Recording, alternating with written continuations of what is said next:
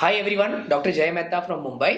As you know, મારે Bombay and અમદાવાદમાં hospitals છે. આજે આપણે એક ટોપિક ડિસ્કસ કરશું, જે વસ્તુનો હું એકચ્યુઅલી કોર સ્પેશિયલિસ્ટ છું. જ્યારે પણ કોઈ પણ માણસના સ્પર્મ રિપોર્ટમાં, જેને કહીએ સીમેન એનાલિસિસમાં રિપોર્ટિંગ એવું આવે કે એનો સ્પર્મનો કાઉન્ટ ઓછું છે, રાઈટ? એ વસ્તુને એની સાથે ઘણી બધી વાર સ્પર્મની મોટિલિટી પણ ઓછી આવે અને સ્પર્મનું મોર્ફોલોજી, દેખાવમાં કેવું છે એ પણ ઓછું આવે. એને અમારી ભાષામાં કહેવાય ઓટ્સ. ઓટ્સનો મતલબ ઓલિગો એસ્થેનો ટેરાટોઝુસ્પર્મિયા. હવે આ પ્લીઝ તમે બાયહાર્ટ કરવાની કોશિશ નહીં કરતા, રાઈટ? ઓલિગો એટલે કાઉન્ટ ઓછું છે, એસ્થેનો એટલે મોટિલિટી ઓછું છે, અને ટેરાટો એટલે મોર્ફોલોજી, શેપમાં ગડબડ છે, રાઈટ? કોમનેસ્ટ ક્વેશ્ચન આ આખી ફિલ્ડમાં એક જ છે, મારી સાથે કેમ આવું થયું, right? Why did this happen to me? Second, આ વસ્તુને એક્સેપ્ટ કરવું is very very difficult.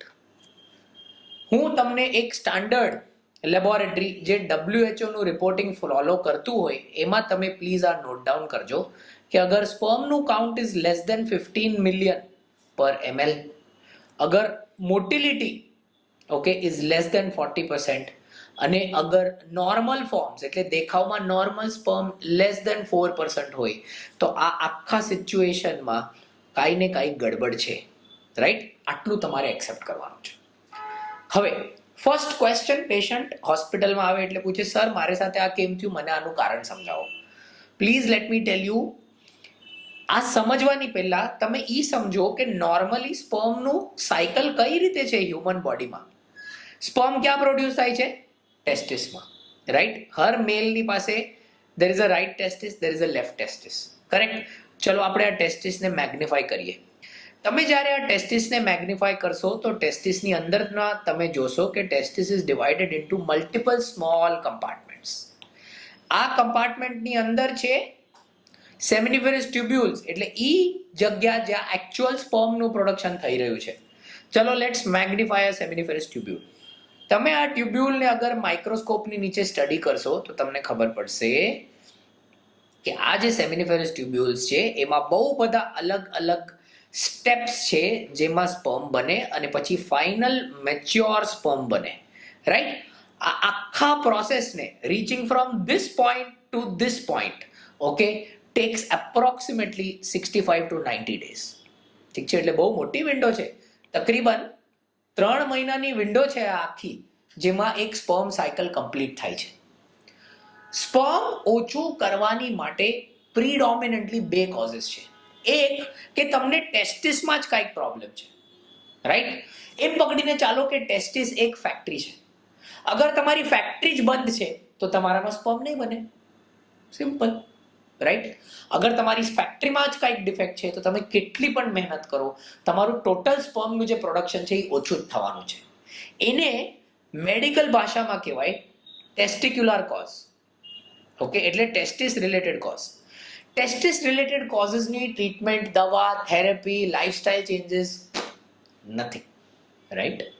Second જેને અમે કહીએ ઇઝ પોસ્ટ ટેસ્ટિક્યુલર, એટલે જેને ટેસ્ટિસની સાથે કાંઈ સંબંધ નથી પણ ઓવરઓલ બોડીની હેલ્થ જ એવી છે કે ટેસ્ટિસનું પ્રોડક્શન ઓછું કરી કાઢે છે.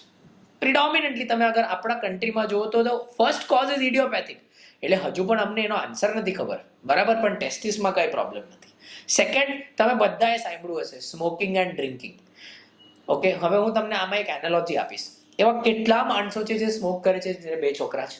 એવા કેટલા માણસો છે જે ડ્રિંક કરે છે જેને 2 છોકરા છે, રાઈટ? પણ તમારા સ્પર્મ પર સ્મોકિંગ અને ડ્રિંકિંગનું નેગેટિવ ઇફેક્ટ છે એમાં કોઈ ડાઉટ નથી, રાઈટ? એટલે અગર તમારું સ્પર્મ કાઉન્ટ ઓછું છે અને તમે સાયમલ્ટેનિયસલી સ્મોકિંગ કરો છો તો તમારા ડોક્ટર તમને ફર્સ્ટ એડવાઇસ ડેફિનેટલી આપશે કે પ્લીઝ સ્મોકિંગ કરવાનું બંધ કરી દે, સો દેટ તમારું સ્પર્મ કાઉન્ટ વધી શકે. થર્ડ, આપણા કન્ટ્રીમાં બહુ કોમન કોઝ ઇઝ ઓબેસિટી, મોટાપા, જેને હિન્દીમાં કહેવાય જાડિયા લોકો. જ્યારે તમારું બોડીનું સ્ટ્રક્ચર ઓવરવેટ હોય, પેટ બહાર નીકળેલું હોય, યંગ એજ 25, 26, 29, 30 યર્સના છોકરાઓ આખો દિવસ મોબાઈલમાં રમતા રમતા એટલે એક્સરસાઇઝ ના કરે એટલે પેટ બહાર નીકળે.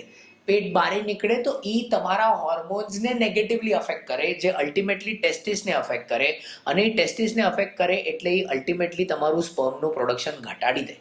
આ બધું રિવર્સિબલ કોઝિસ છે. હજુ એક કારણ જેનાથી તમે બધા રિલેટ કરી શકશો, સ્ટ્રેસ. કોની લાઈફમાં સ્ટ્રેસ નથી? બધાને જેમ છે કે મારી લાઈફ બહુ સ્ટ્રેસફુલ છે. ઇટ ઇઝ બિલીવ્ડ કે stress also can reduce your sperm counts, right? Simultaneously any hormonal, જેને અમારી ભાષામાં કહેવાય એન્ડોક્રિનોલોજીકલ પ્રોબ્લેમ. તમે જાણીને શોક થઈ જશો કે જ્યારે આવા પેશન્ટ્સ પ્રિડોમિનેટલી ક્લિનિકમાં આવે ત્યારે કેટલા લોકોને થાઇરોઇડના પ્રોબ્લેમ્સ, કેટલા લોકોને પ્રોલેક્ટિનના પ્રોબ્લેમ્સ, કેટલા લોકોને બીજા કાંઈ એન્ડોક્રિનોલોજીકલ પ્રોબ્લેમ્સ જોવામાં આવે છે. ટેસ્ટોસ્ટેરોન રિલેટેડ ઇશ્યુઝ હોય છે. And this is very common, જેના વજહથી લોકોના સ્પર્મ કાઉન્ટ ઘટી જાય, અને એટલા ઘટી જાય કે તમારે નેચરલ પ્રેગ્નન્સી રહેવાની ચાન્સ બહુ જ ઓછી થઈ જાય, રાઈટ?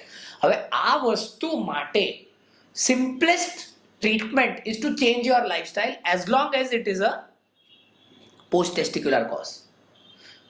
લાઈફસ્ટાઈલ ચેન્જ કરવાનો મતલબ એમ નહીં કે તમે એક દિવસ જોગિંગ કરવા ગયા, એનો મતલબ તમે કન્સિસ્ટન્ટલી તમારી લાઈફ ટાઈમ ચેન્જ કરી. એ તમે કરશો, તમારું થોડુંક ચેન્જીસ આવશે તો આફ્ટર 6 months ઓફ એનીથિંગ તમને એની ઇફેક્ટ દેખાવાની સ્ટાર્ટ થશે. પણ આ વસ્તુ ટેસ્ટિક્યુલર કોઝિસ માટે કરેક્ટ નથી. એટલે જે પણ સિચ્યુએશનમાં માણસના સ્પર્મ કાઉન્ટ ઓછા હોય તો તમારે આ કોઝિસ ધ્યાનમાં રાખવા, પ્રોવાઇડેડ તમે એક્સેપ્ટ કરો છો. પહેલા યુ હેવ ટુ એક્સેપ્ટ કે તમારું સ્પર્મ કાઉન્ટ ઓછું છે. તમને ખબર પડશે ઓછું છે તો તમે ડૉક્ટર પાસે જશો.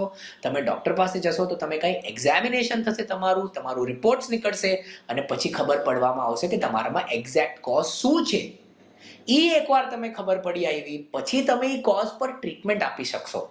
ત્યાં સુધી you are just playing the gas game. મારું સ્પર્મ કાઉન્ટ ઓછું છે, મેં આ દવા લીધી, મેં ઓલું કર્યું, મેં આયુર્વેદિક ચૂર્ણ ખાધું, મેં આ ખાધું, મેં કાઢો પીધો, બટ નથિંગ હેલ્પ, કારણ કે તમારું ડાયગ્નોસિસ ઠીકથી નહોતું થયું.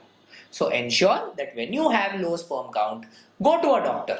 તમને તમારા ડોક્ટર હેલ્પ કરવાની પૂરી કોશિશ કરશે. એન્ડ આની ઉપર ઇફ યુ હેવ ક્વેશ્ચન્સ, તમે અમારા કોમેન્ટ્સમાં લખી શકો. હું કાં તો મારા કોઈ ટીમ મેમ્બર્સ તમને એનો આન્સર કરશે. Thank you so much. Friends, we are available for consulting in Bombay, Indore, Ahmedabad and Bangalore. Bombay is our primary location. All appointment numbers are mentioned in the description. If anyone is genuinely interested, they may contact the hospitals for the same.